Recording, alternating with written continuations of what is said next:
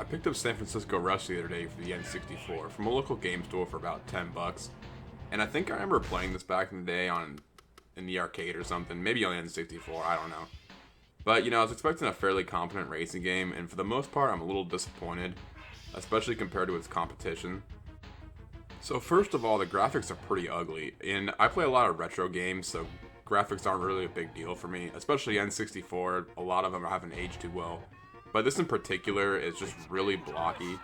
I do like that the cars show damage, and the maps themselves are kind of varied, especially because all takes place in San Francisco.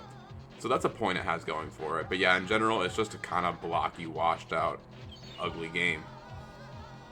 But no one plays N64 for the graphics, so how does it play?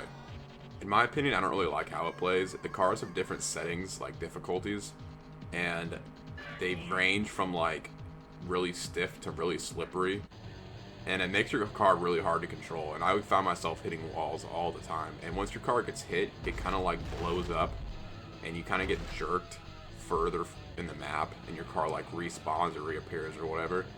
It doesn't look very good, and I feel like they could have done that in a better way. I like how there is damage, like I said before, and your cars can blow up, so it's kind of like some stakes to it, I guess. But it just could have been handled a lot better. There is a lot of content here, though, for what it is. There's a fair amount of cars. Like I said, I didn't like how really any of them handled, but I'm sure you could find one that kind of suits your playstyle. I found the supercar, the extreme one, handled the best for me. There's also a fair amount of tracks here, 6. They're all based in San Francisco, but they're pretty different from one another. You got your basic game modes here, you got your multiplayer.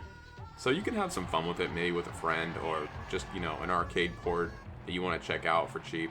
There's cheaper games on the system that I think are better, but I mean, you could definitely do worse also than this.